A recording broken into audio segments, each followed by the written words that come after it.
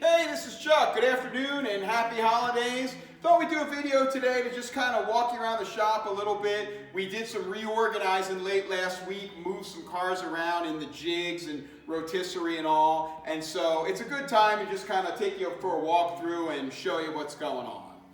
This is a 67 coupe body. We're restoring the whole body. It was actually pretty straight and relatively rust-free. Had the same rust problems as they all do, floors and the boot floor and all of that. So it's getting new floors, new inner sills, new outer sills. You can see down here it's getting our hidden subframe system. We put that in every car we do for safety and stiffness. When we're done, you'll never see it, and you'll see that as we walk through the cars. Come on over here and come around this way. You'll see where we've just made it. It's simply lowered down into place as of last week. This is all the original body, and it's been sandblasted, so you can tell the difference. And we've lowered it down onto a new floor and inner sill assembly that we also built in the jig. So if you look in here, you can see this is the original tunnel. It was still good on this car, so there's no reason to take it out. Here's your new floors and inner sills. This is all original. And if you look, you can see where we've got the weld-through primer. We're either going to spot or plug weld this down. This is another stiffening tube that we put in under the cross member. That's for like a side-to-side collision if you have one or whatever. So this one's just getting started. And with our jigs, these are down to the 1,000th of an inch. They bolt everything in place right where it needs to be. So it's dead straight. It's the correct width and everything. Everything gets all lined up nice.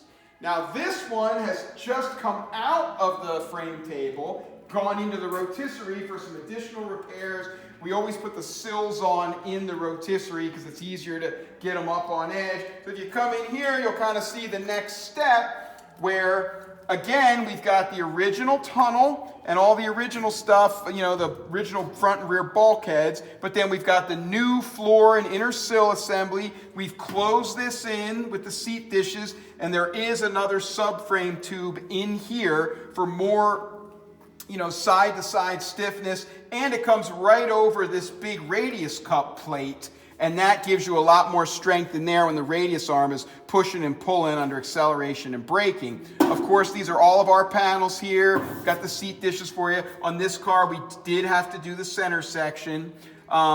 These are the caps. Once we put that bar in here, the actual factory cross member becomes more of just a cap and a covering piece to make the carpet fit right. But we put that into, you can see it's all welded there. It's a combination of plug weld and MIGging, and it's very similar to what the factory did because you can't reach everything with the spot welder. So that's this one here. This car has already had the outer wing repairs done very poorly with a lot of filler. They warped it badly because they brazed it in, which puts a lot of heat in. We've already roughed out some repair panels for this, and those will go right in there. We'll get the hip shape just right. We'll do a nice weld along there. That'll look great. So that's where this one is. This is a 65 coupe. I think it's actually titled as a 66, but I call all 4.2 coupes that take the early style brake box, where you can see this one over here has the 4.2 style brake box, all right? But then this one over here has the crossover brake box. It's still got a 3/8 firewall, but it does have a brake box that holds the 4.2 master cylinder. So that's what's going on with this one. This is a 61 flat floor roadster shell. It is done. It's got new frame rails on it. I'm working on the bonnet now. You can just swing over there and take a quick look at the bonnet under progress.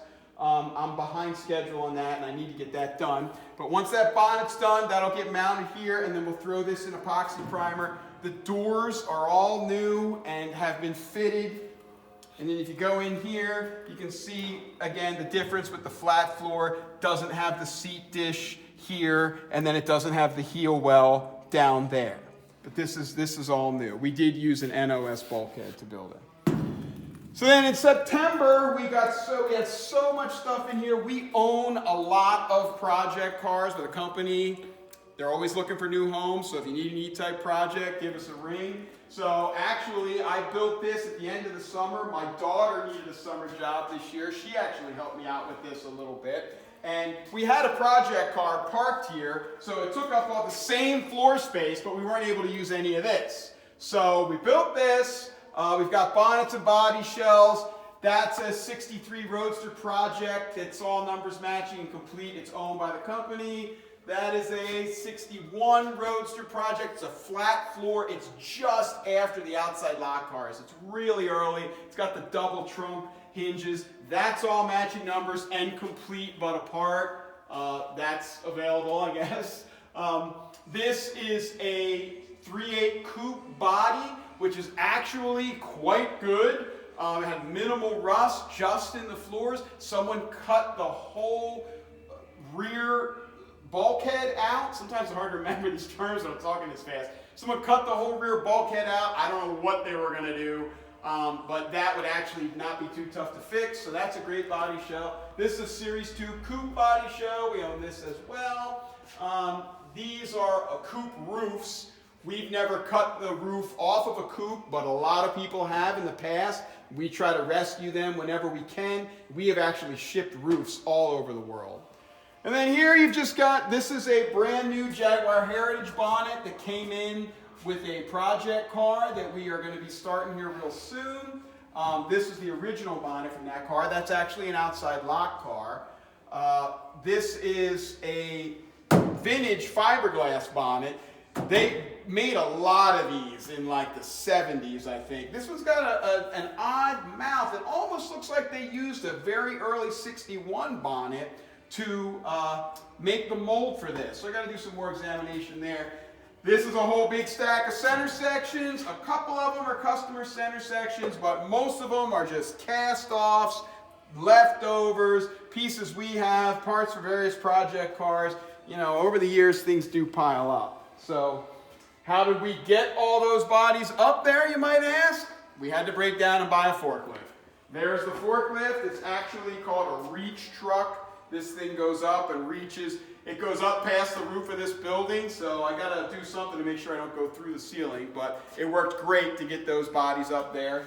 Here's the spot welder. These crates have all kinds of various things. Some of them are the crate for different customer cars that we're working on. Any of the crates with a cardboard square on them are all the parts from one project car that's owned by the company. So if you're interested, you can call about that.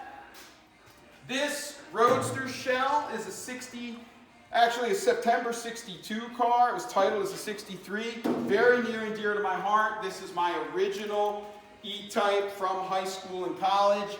I drove this car to high school and college graduation, 2 proms. The first night this car was on the road was the night that Brent, behind the camera, was born. So very, there's a lot of E-Types out there. This is the greatest one on the earth. I am doing the restoration on it. It has a lot of odd things about it because it was owned by a kid for a long time and it had a rough life in the 60s. You can see it does have speaker holes in the rear bulkhead. We have sent out a lot of repair panels to fix these. You don't want to put speakers there, but I always had them there. It looked like I cut that hole with a can opener, and so I did doctor it up a little bit and put some stiffening pieces around there. I'm trying to make this car as close to the way it really was without having it be the rolling junkyard that it was. So there's that. You see it has roll bar pads. I had a roll bar welded into it about halfway through college. The verdict's kind of out on whether or not I want to go forward with that. So what I did was I modified the roll bar pads, and it's going to be able to be unbolted in and out, so I can always decide later. So that's this. This was my lockdown project this spring. I worked on this nights and weekends. Over here is a 69 coupe project that we actually just sold. This is on its way to the UK. There's the bonnet for it. We haven't finished kind of assembling it for shipment. This customer is going to convert the tail to a Series 1. So it comes with a lot of our tail conversion panels. There's a beautiful Series 1 rear lower tonneau that Brent made up. And then it's got all the other pieces in there too. This actually had some wing problems, and so we made this custom repair piece that goes right here. See, somebody went bananas with a dent puller. That is just horrible. So that will be your repair piece for that. Otherwise, this shell is very solid. Came out of Texas. I went and got that this past January. So I think that's about it for what's going on here. Brent just finished up a new batch of outer sills. If you only buy one thing here, make sure it's the outer sills. They're the only ones in the world that fit. So, we still good? Looked like we were having a filming problem, possibly. All right, so that's it. And I guess, we'll just come back over here. This is the work area where we do all the work, where Brent makes the panels.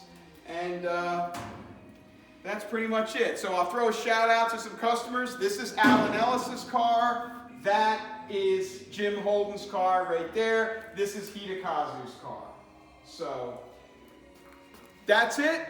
Enjoy the holidays. Spend lots of time with the family, but get ready to work on your car in the winter months.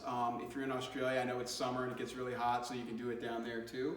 But if you need anything, give us a ring. We're happy to help with panels, possibly some restoration work, or just technical help. Thanks for watching. Enjoy the holidays.